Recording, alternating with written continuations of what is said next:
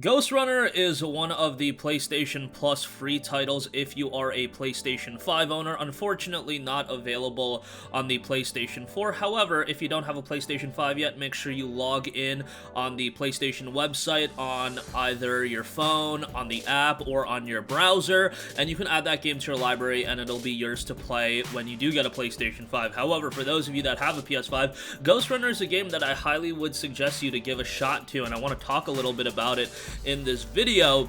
You know, it's a game that I am absolutely terrible at, and I can understand why it wouldn't be for everyone for sure. There's a level of precision, a little level of accuracy that you need to have in the game, but it is also a very enjoyable game. At the start, you play as the title character, the Ghostrunner. You got amnesia, you really don't have any idea what the hell is going on. You have a mysterious voice talking to you in who is revealed to be the Architect.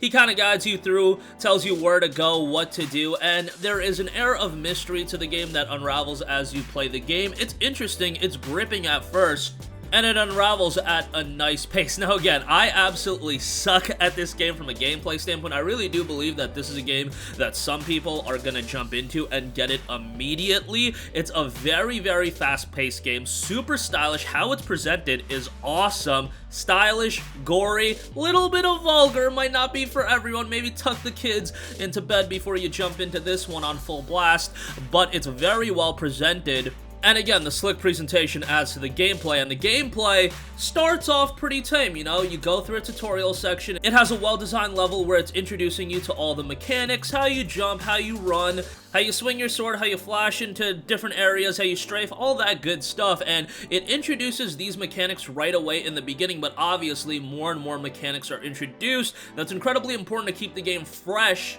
because combat and how it does the combat is at the heart of this game, and you want to keep it enjoyable. And at the same time, while I was playing this game, yes, I was complete garbage at it, but I was also figuring it out. I was like, okay, they want me to kill this enemy, I gotta jump over here, gotta come down, gotta strafe over here, then I can kill this guy, then I can flash there, I can kill that guy. And that is a very simple area and example of what you're gonna do in the beginning of the game. However, once you think you figure things out, again, first it just starts off as simple enemies using a pistol. It seems a little bit challenging. One shot and you're down. That might be a little bit scary, and I was like, whoa, that's a little bit challenging. It takes a little bit to figure out, but I got that part of it right away, and then I was like, alright, we're breezing through it. We're gonna get through this game, no problem. And then suddenly they add more enemies, where you have to kill one while the others are shooting at you, while you have to jump over here and then kill the other one as well. Make sure you don't get shot, because one bullet and you're down, and you're probably gonna go down. Yes, maybe I die a little bit more than the average player of this game, but I guarantee you, the people that play this game for the first time, you're gonna go down, and you're gonna go down hard, but it keeps it engaging where you just jump right back into it. And again, the examples that I provided, jump over here, kill this dude, jump down there, kill that dude, and at first it starts off simple, as I mentioned, and then it gets a little bit more and more complex, and I feel at one point, it just got so complex where initially I was like, whoa, there's no way I can do this. Got a little bit daunting where there are so many platforming sections, so many areas where you can wall run, jump, and so many different ways you can go about things. There's 3 different balls you gotta destroy, so it takes off the shield of the enemies, and then you can finally go and kill all the enemies. And I'm like, whoa, this is a little bit too much. A simple-minded buffoon like me is never gonna figure out, but you stick to it, and I eventually figured it out. And remember, with all these different platforms, with all these different elements and gameplay mechanics being introduced, eventually it gets to a level of complexity where there are 100 different ways, maybe 100 is a little bit of a stretch, but there's a ton of different ways where you can style on your enemies and get to the finish line of killing them all. Maybe some are gonna be a little bit more efficient, maybe some you're gonna be so stubborn and you think you figured out the best route to go in killing all these enemies, but then you realize, hey, I can jump up here, I can destroy the ball from this angle, I can flash over here, kill everybody else, etc., etc. And again, these mechanics are naturally introduced into the game where, yes, at times, a simple-minded buffoon, like I said, like me, got a little bit overwhelmed, but then I figured it out pretty quickly, where that idea of being overwhelmed only lasts for a couple of minutes. And what's great about it is, again, you're gonna die a lot, and that's gonna be normal for everybody that jumps into this game. However, it's so well done where you die immediately right back into it. There's no long loading screen, you just jump right back into it, and that kind of added to me being a little bit stubborn because I'm like, yo, what's the worst that can happen? I just die again, I'm gonna get it, I'm gonna keep doing this route, I get closer and closer, and then I completely forget, hey, there's this route I could go to as well, but because it jumps you back into the game so quickly, I'm like, yo, let's just keep doing this, be stubborn as hell. But hey, that made the game incredibly enjoyable, where I think if there was a lot of load screens based on the fact of how fast-paced the gameplay is, that would have broken the pacing of the game, and thank God they figured out a way how to get you in. No loading screens. The checkpoints are pretty well done, where you're not punished that egregiously if you do die. Yes, there are times where I'm like, man, I gotta do this all over again, but it's never to the extent of where I'm like, yo, I'm quitting this game, I'm never gonna play it again. And it seems for the most part pretty fair. Like, if I die, it's usually because I did something wrong and I can immediately point out, hey, I could have done this differently, I could have done that differently, but I just keep acting stubborn and just keep doing it the same way at times. There was 1 or 2 times where, like, you know, I was wall running and then I jumped and then I ended up being behind an area where I couldn't move effectively, but hey, maybe that's on me for not knowing how the level was laid out and I should have been a bit more mindful of that. Yes, that's a bit of a nuisance at times. I had 1 game crash that unfortunately set me back a little bit because I guess the checkpoints aren't effective when the game actually crashes on you or you close out of it. So that's a little bit unfortunate, but again, for the most part, I thought the game was pretty fair, and whenever I died, for the most part, I didn't think, hey, this game is just screwing me over, this is a poorly designed game.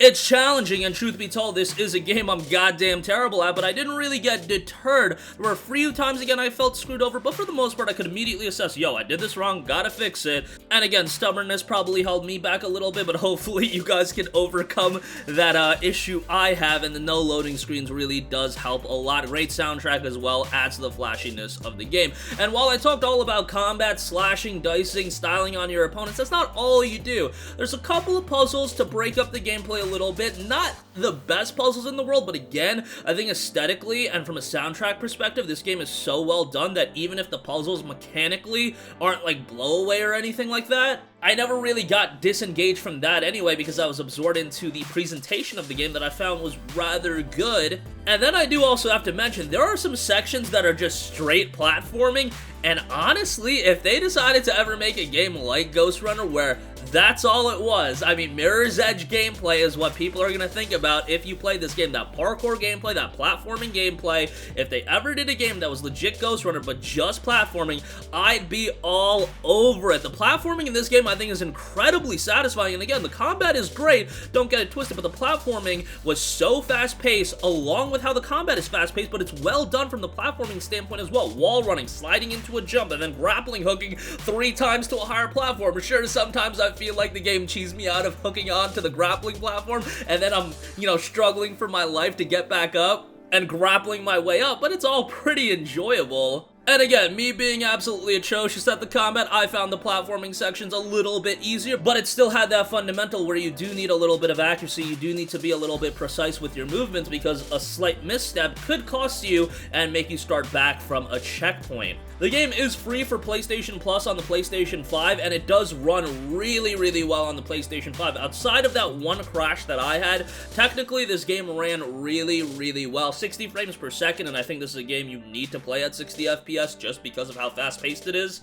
Go add it to your library through the browser or the app, however you can if you don't have a PlayStation 5 yet. If you have a PlayStation 5, give it a download. I don't think this is a game that everybody is going to completely resonate with. Again, if you don't like games that's a bit of repetition, I mean, a lot of people are probably a little bit upset right now playing Elden Ring and how difficult that is, but I think Ghostrunner is pretty enjoyable at the very least. Great soundtrack to it. Outside of the main campaign, you also do have a wave-based mode, and you have a kill run mode, and there is some DLC that's been released for the game as well, and I believe Ghostrunner 2 is in development, so you can look forward to that after you play Ghostrunner 1. That's gonna do it for me. Trying to do more of these review style videos where I just talk about a game. This is one that I played on the PS5 specifically pretty recently, and you guys can check it out for yourself if you are a Plus subscriber. Give it a download, give it a whirl. You might be surprised with what you encounter in Ghostrunner. But that's gonna do it for me. Sound off with all of your thoughts in the comments section down below. Thank you for watching, and goodbye. Hey guys, we hope you enjoyed the video, and if you did, make sure to hit the subscribe button, and if you're already subscribed, do us a favor and hit the bell icon. This way you'll be notified whenever we post a new video. That's the best way to keep up with all of our uploads, and we usually try to upload 2 videos a day. And with the bell icon hit, you'll be notified whenever we do upload a video. As always, thanks for watching.